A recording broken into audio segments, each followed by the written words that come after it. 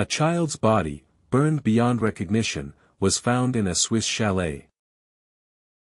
You are the investigator staring at the ashes of a tragedy that would claim 48 lives. The autopsies revealed a combination of gunshot wounds, stabbings, and suffocation, with many victims showing signs of having been drugged or poisoned. By the end, you'll understand why the Solar Temple cult's darkest secret was hidden in plain sight. What drove the members of the Solar Temple cult to participate in a mass murder-suicide that would shock the world? The cult's teachings and practices ultimately led to a tragic outcome that would change our understanding of cults and their potential dangers.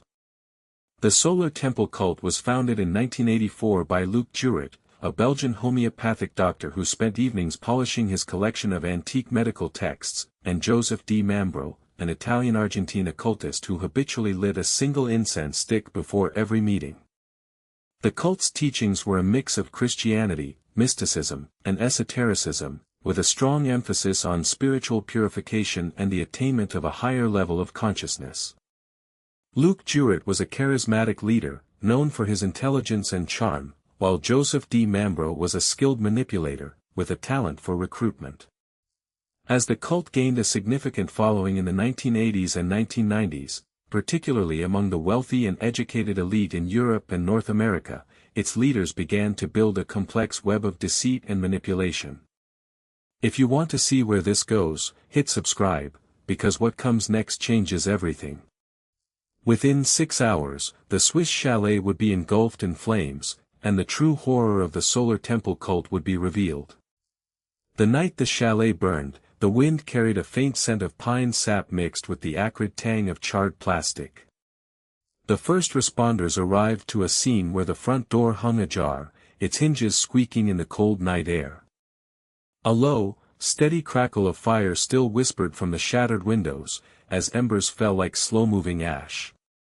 Among the twisted metal and melted glass, a silver locket lay half buried in soot, its engraved name barely legible, Marie. A firefighter knelt, his gloved hand brushing away the grime to reveal a child's shoe, the rubber sole cracked from heat.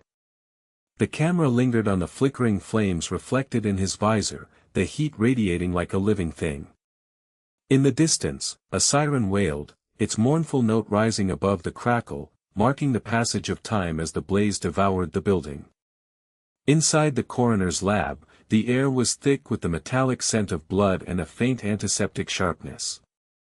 The pathologist lifted a pale hand, the skin still warm from the recent heat, and placed a magnifying glass over the wrist where a thin line of powder clung like dust.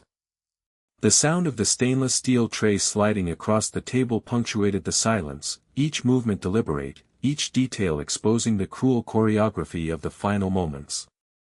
A close-up of a wound revealed a clean, almost surgical incision, while another displayed jagged edges, as if a blade had been forced through with frantic urgency.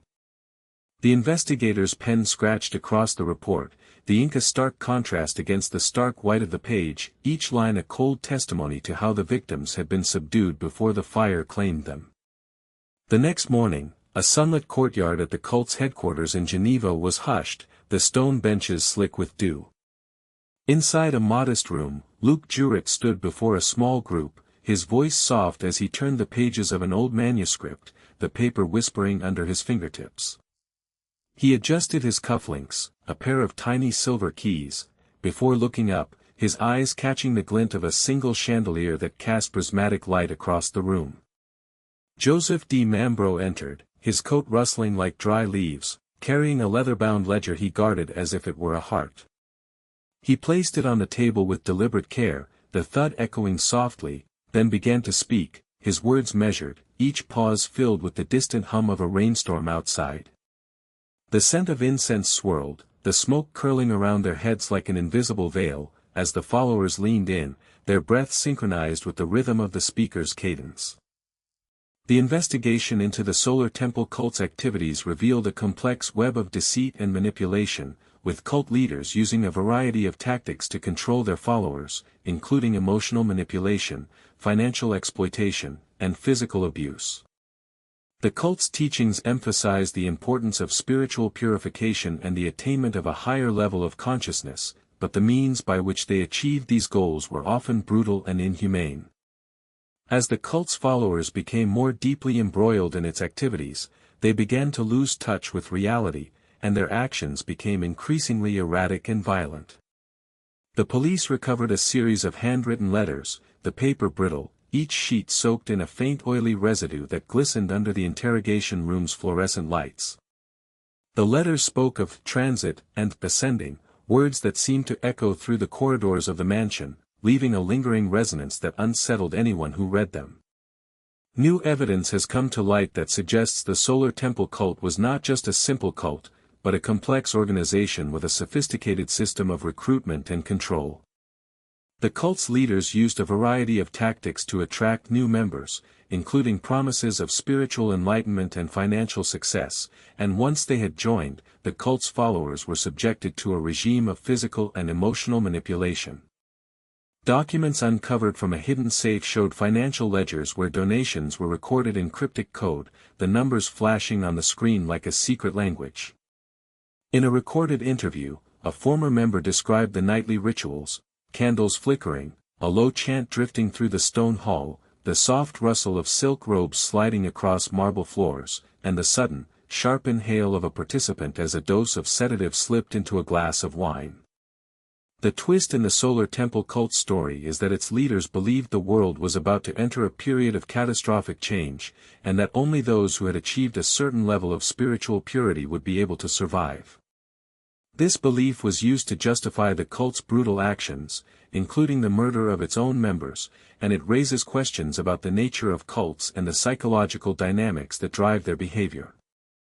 Everything changes when we consider the fact that the Solar Temple cult's teachings were not just limited to its members, but were also promoted to the wider public through a variety of channels, including books and seminars.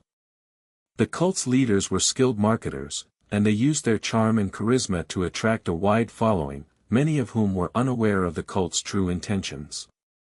The final reveal is that the Solar Temple cult's darkest secret was hidden in plain sight, and that its